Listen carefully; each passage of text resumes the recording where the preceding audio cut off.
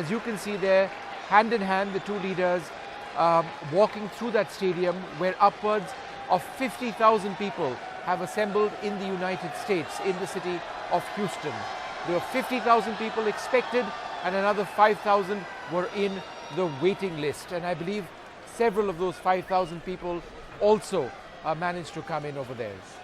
So these images actually tell that story of Modi, and I believe now there's an effort to actually try and reach out a little bit more to a lot of the people over there, hand in hand, celebrating this moment of India and the United States coming together. This is fairly unprecedented, of two leaders, two comrades almost, coming together to wish all of these Americans of Indian origin all the best, coming together in a way in which we've never seen actually between India and perhaps any other country.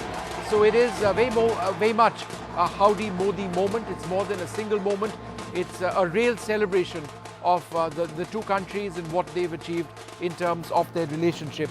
As far as the Prime Minister was concerned, he spoke about a whole lot of issues. He spoke about the spirit of Texas being reflected in this particular stadium. He spoke about a new history being created. He referred to languages very importantly in light of the recent controversy in the country. He said that all languages in India were being respected. He spoke very importantly about Article 370 and the status of Kashmir. He said Article 370 benefited terrorists in Kashmir, and that the rights of other Indians have now been extended to people in Jammu and Kashmir. Very importantly, he said that both houses, including the Rajya Sabha, where the government doesn't enjoy a majority, the BJP doesn't enjoy a majority, cleared Article 370 after discussion, or cleared the abrogation of Article 370 after discussion. And then he called for a standing ovation for all of India's political leaders in having taken that decision. Equally, he spoke about the threat of terrorism, and I think this was the other important part that Modi spoke about. He said the whole world knows of the identity of those who support terrorism, whether it's 9/11 or 26/11, where are the culprits found? He didn't name Pakistan, but the reference was clear. And then perhaps in his most hard-hitting statement, he said the time has come to fight a definitive war against terrorism, and that President Trump backs the fight against terrorism.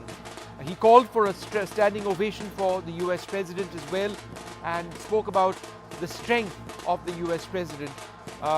He repeatedly spoke about development in India and how India aspired for more than incremental change.